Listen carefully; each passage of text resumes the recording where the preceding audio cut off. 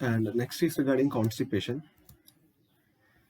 Constipation can be caused by immobility, any dietary changes, medications, pressure on bowel from the tumors, ascites or adhesions, spinal cord compression, hypercalcemia, and morphine. So all these signs and symptoms, the constipation, all these things we are studying due to cancer, either due to cancer or cancer related problem or cancer related treatment. So how can we treat? Nursing measures, we can encourage the activity. Tell the patient to take 8 to 10 glasses of water, add more fibers in the diet as well as fruit, educate bowel training. We can use laxative if needed as well as stool softeners. If nothing works, enema can be given.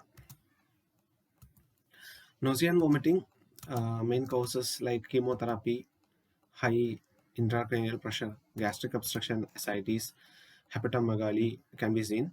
We can provide antiemetics, ondansetron, metoclopramide, as well as diphenhydramine can be given. Sometimes anxiolytics is used if needed. So non-pharmacological measures like hydration of the patient, and we can check for fluid status as well as vitals. So these are self-explanatory points where you can add more points from your side. So dyspnea, again, dyspnea is also a warning sign of an underlying potentially treatable problem. Of course, the causes will be anemia, heart failure, tumor compression, pleural effusion, pneumonia, ascites, bronchospasm, pulmonary infiltration, cancer therapies like chemo as well as radiation. All these things can leads to dyspnea directly or indirectly. Okay. Management, we can treat the underlying problems. We can provide morphine in low doses and upright position. Morphine only in low doses. If you are giving in increased doses, will lead to respiratory depression. Upright position also can be given. Diaphragmatic breathing can be taught. Oxygen supplementation according to the need. Bronchodilators, anti-anxiety drugs, as well as relaxation therapy also can be prescribed to the patient. Sleep disturbances is common. Insomnia occurs in most of the patients with advanced malignancy, which can alter their immune system itself, as well as it can lead to depression. So excessive sleep also can occur in other sign. On the other hand, that also can be leads to other problems. So we have to evaluate the sleep properly, the usual bedtime of the patient, the time which taken to fall asleep, usual awaking time of the patient, daytime naps if he is taking, usage of sleeping pill by the patient. So how can we manage the case? So by providing sleep hygiene strategies, like we have to establish regular sleep schedule, napping only when necessary. Unnecessary, don't allow the patient to go for sleep in the daytime.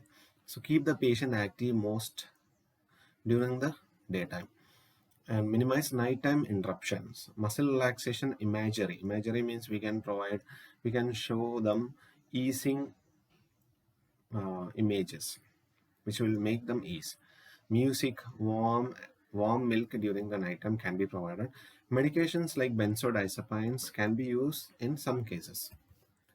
And other thing is depression. So depression always increases in the presence of any functional loss, severe symptoms as well as advancing illness. Always the patient will be sad. So depression here is very difficult to diagnose because of the other persisting symptoms. So here you have to understand there will be loss of interest, agitation, sleep disturbances, fatigue, as well as feeling of guilt. So how can we manage the case? We can manage by psychotherapy, cognitive behavior interventions, as well as medications like antidepressants, as like SSRI.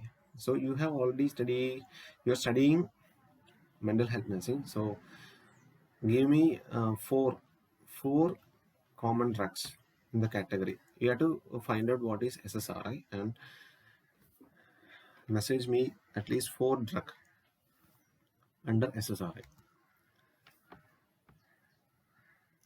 So there are some guidelines for handling essential drug, which is made by the WHO.